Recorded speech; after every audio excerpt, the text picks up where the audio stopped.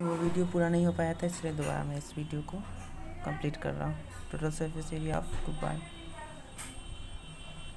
तो देखिए, हमें top face plus bottom face plus curve surface area 6 faces हो गए।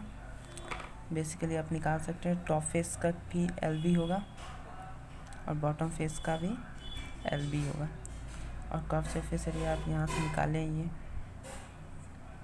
2BH जो 2LH, तो यहाँ क्या होगा 2LB प्लस 2BH जो 2LH। आप कॉमन निकाल सकते हो, यही रहेगा 2LB प्लस BH जो LH। ये आपका total surface area of cuboid हो गया। ठीक है, वीडियो कंप्लीट हो गया आपका।